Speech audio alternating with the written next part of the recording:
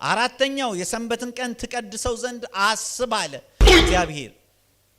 ያኔም ዛሬም የእግዚአብሔር ሰንበት በቦታው አለ።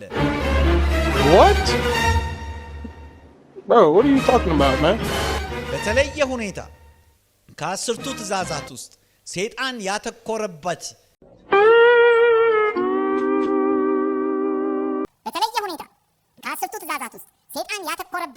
ትእዛዝ ቢኖር አራተኛው ትእዛዝ የእግዚአብሔር ሰንበት ነው ወገኖቼ።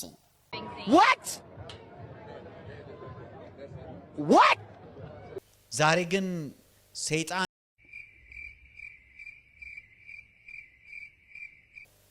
ሰባተኛው ቀን ሰንበት የእግዚአብሔር ምልክት እንደሆነ ሁሉ የእሁድ ሰንበት ደግሞ በራእይ መጽሐፍ ውስጥ እንደተጻፈው የአውሬው ምልክት ነው።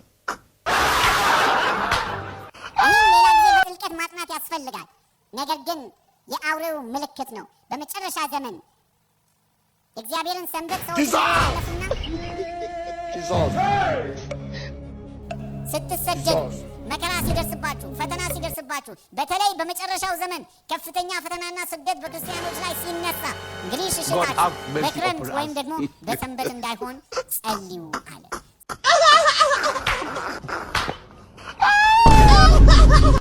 A few minutes later, 1 hour later, 24 hours later, 1 minute later, 1 eternity later. እውነታው ሰዎች ናቸው ሰንበትን ከቅዳሜ ወደ እሁድ የቀየሩት። ሌሎች ክርስቲያኖች ደግሞ ሚስጥሩን ሳያውቁ ያንን ይከተላሉ። በጣም ያሳዝናል። ቆም ብለን ወደ እግዚአብሔር ቃል እንመለስ። ጌታ የተናገረውን እንስማ።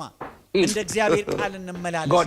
ጌታ ኢየሱስ ያለው ሽሽታችሁ ያኔ እኔ ከሞትኩኝና ከሙታን ከተነሳው በኋላ ወደ ሰማይ ካረኩኝ በኋላ ሽሽታችሁ በሰንበትና በክረምት እንዳይሆን ጸልዩ ነው ያለው።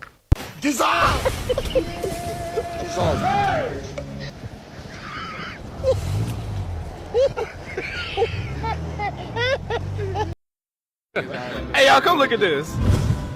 አንዳንድ ሰዎች ደግሞ ሰንበት የአይሁድ ነው ይላሉ።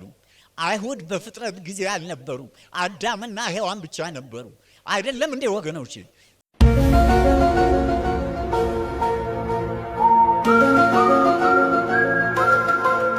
ስለዚህ ሰንበት የተሰጠው ለማን ነው? ለአይሁድ ነው። ገና ከሲና ተራራ በፊትም እግዚአብሔር ለአይሁድ ራሳቸው ሰንበትን ሰጥቶ ነበር።